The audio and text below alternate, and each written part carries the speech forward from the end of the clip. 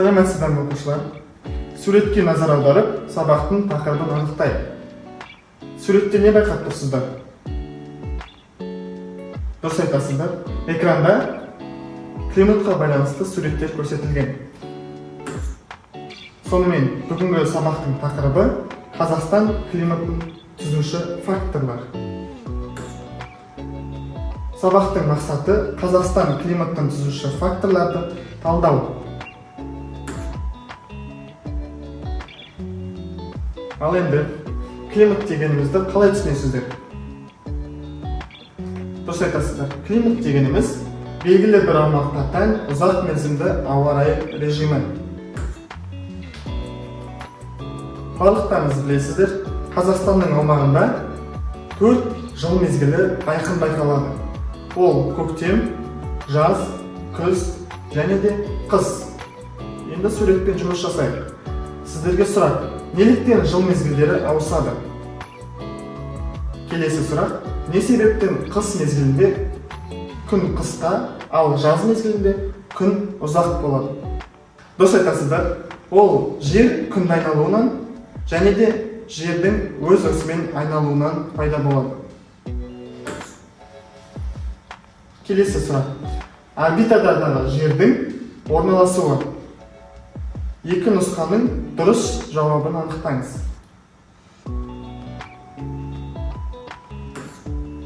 Дұрыс айтасыздар, ол бірінші нұсқа. Жер орбитада 23,5 градуста орналасады. Күн сәулесі қай жартышарға тігінен түседі және суретте жаз мезгілі қай жартышарда екенін дәлелдеңіздер. Сіздер білесіздер, экватор бізде жер шарын екі жартышарға бөледі. Солтүстік жартышар және оңтүстік жартышар. Бірінші сұраққа жауап берейік. Күн сәулесі қай жартышарға тігінен түседі? Дұрыс жауабы солтүстік жартышарға. Ал оңтүстік жартышарға күн сәулелері көлбеу түседі. Сол себепті екінші сұраққа жауап береміз. Солтүстік жартышарда жаз айлары. Ал оңтүстік жартышарда қыс мезгілі.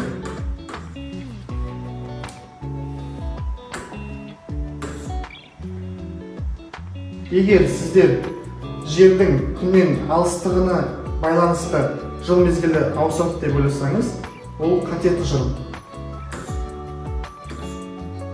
Жер күнді эллипс тәрізді айналғанның себебінен оның ара қашықтығы өзгеріп отырады.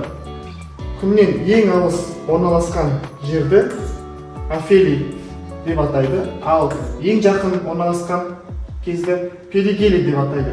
Сол себепті бізде күннің сәулелері түсуінің әсерінен афелийде бізде солтүстік жартышарда жаз мезгілі, ал перигелийде оңтүстікте жаз мезгілі. Байқап тұрғандарыңыздай ауысып отырады. Білесіздер, жер толығымен күнді бір жылда, яғни 365 күнде айналып өтеді. Соның жартысында оңтүстікте жаз, ал жартысында солтүстікте жаз. Жаңағы қайталап өткен сұрақтарда білесіздер, қарама-қарсы қыс мезгілі болады, ал мынаға қарама-қарсы қыс мезгілі болады. Оны экранын байқасаңыздар болады. Бұл жерде байқап тұрғандарыңыздай күн жүйесінің 3D моделі. Біздің жердің айналып өтетін орбитасы тура домалақ емес, ал эллипс тәрізді. Сол себепті жер біресе алыстайды, біресе жақындайды. Келесі слайд. Климат қалай қалыптасады? Ойларыңызбен бөлісе кетіңіздер. Климат қалыптастырушы факторлар екіге бөлінеді. Ол ғарыштық және географиялық. Мысалы, ғарыштыққа күн радиациясы, жердің күнді және өз осінде айналуы. Яғни жер күнді 365 күнде, өз осінде бір тәулікте 24 сағатта айналып өтеді. Келесі ауа циркуляциясы, яғни ауа массаларының қозғалысы. Келесі жердің еңістігі 23,5 градусты құрайды. Географиялық. Оған географиялық елдік, жер бетінің жамылғысы, яғни жер беті әртүрлі жамылғымен жамылған. Ол мұз болуы мүмкін, су болуы мүмкін, шалғын жасыл аймақтар болуы мүмкін. Оның барлығы жер бетін әртүрлі қыздырады. Мұхиттардан алшақтығы және де жер бедері, мұхит ағыстары. Ал енді суретпен жұмыс жасайық. Сандармен берілген күн радиациясының түрлерін атап жазайық. Бірінші, екінші, үшінші және төртінші. Дұрыс айтасыздар. Бірінші түрі ол тік, яғни жерге тігінен түсуі. Екіншісі шашыраңқы.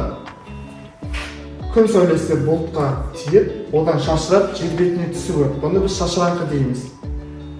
Мына жерде 2 мен 1-дің қосындысы, ол жиынтық, яғни тік және шашыраңқы болып түсуі.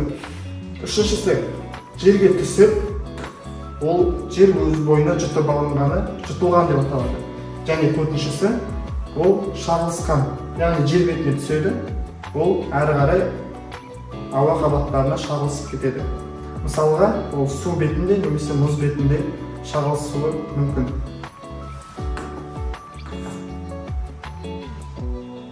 Күн радиациясының жіктелуі. Біріншісі, жаңа айта өткендей, күннің радиациясы, яғни күннің сәулелері жер бетіне тік түсуі мүмкін. Екіншісі, бұлт арқылы шашырап түсуі мүмкін. Тік радиацияда стратосфера өз бойына күннің сәулелерінің 2%-ын жұтады. Тропосферада 17%-ын жұтады. Жер бетінде жұтылуы 28%-ға тең. Келесі, шашыраңқы радиация. Жер бетіне жұтылуы 23%, жер бетіне шағылысуы 4%, және атмосферада шағылысуы 6%. Бұлттардан шағылысуы 20%, барлығы 100%-ға тең. Енді топтық жұмыс. Күн радиациясы және Қазақстанның табиғи аймақтары. Ең алдымен бір аймақты таңдап алуларыңыз тиіс. Ол далалы, шөлейт, таулы немесе орманды аймақ. Google жер сайт арқылы аймақтың рельефі мен күн радиациясының таралуын қарайсыздар. Және жасанды интеллектпен, мысалға ChatGPT арқылы күн радиациясының климатқа және шаруашылыққа әсерін анықтайсыздар. Таңдаған аймақты басқа аймақтармен салыстырасыздар және зерттеу нәтижелерін сыныпқа ұсынасыздар. Бұл платформа Google жер платформасы. Бұл жер арқылы біз жердің бедерін көре аламыз. Жақындатып, Қазақстанның территориясын тауып алайық. Қазақстанның территориясы. Мына жерден байқап тұрсыздар. Қазақстанның батысы және оңтүстігі құмды аймақтар, шөлді немесе шөлейтті аймақтар. Солтүстігіне қарай қара топырақ жамылғысы. Сол себепті Қазақстанның жер бедеріне қарай отыра тапсырманы орындаңыздар. Ауа массаларының түрлері ол экваторлық, тропиктік, қоныржай, арктикалық және антарктикалық. Қазақстанның аумағы қоныржай ауа массаларында орналасқан. Климаттарды салыстырып, зерттеу жүргізу. Дүниежүзілік климат картасын қолданып, берілген мәтінді оқып, екі елдің климат ерекшеліктерін анықтайсыздар. Қазақстан және Францияның климатын салыстырасыздар. Салыстыруға ұсынылатын аспектілер ол климаттық аймақтар, ауа температурасы, ол қаңтар-шілде айлары бойынша және жауын-шашын көлемі, аймақтардың климаттық ерекшеліктері, географиялық ендік, климаттық қалыптастырушы фактор. Яғни, полюстерде неліктен күн суық, экваторда неге әрдайым күн ыстық? Ақпаратты еске ала отырсақ, бізде экваторға күн сәулелері тік түседі, яғни 90 градусты құрайды. Қоңыржайға көлбеу, ал полюстерге жанама. Сол себепті атмосферадан көп арақашықтық өткен сайын күн сәулелері өзінің жылуын жоғалтады. Сол себепті бізде полюстерде салқын, ал экваторда өте ыстық. Картамен жұмыс. Сіздерге Еуразияның картасы берілген. Соны пайдаланып, Қазақстанның климатына талдау жасау керек. Негізгі ауа массаларын анықтап, жер бедерінің маңызын қарастыру. Алдымен Қазақстанның территориясын тауып алайық. Қазақстанның территориясы Каспий теңізінен Алтай тауларына дейін орналасқан. Сіздер білесіздер, бізде жыл бойы қоңыржай ауа массалар Қазақстанның аумағына, яғни территориясына соғады. Ол бізде Европа елдерінен келеді. Бұл батыс желге деп аталады. Жыл бойы соғатын, бізге қоңыржай климатына келетін желдер. Келесі қыс айларында Орал таулары байқайсыздар, және Орта Сібір қыратын байқайсыздар. Не байқалады? Мына жерде сіздерде үлкен дәліз көрініп тұр. Сол себепті полюстен келген суық ауа массалары Қазақстанның территориясын қыста салқындатады.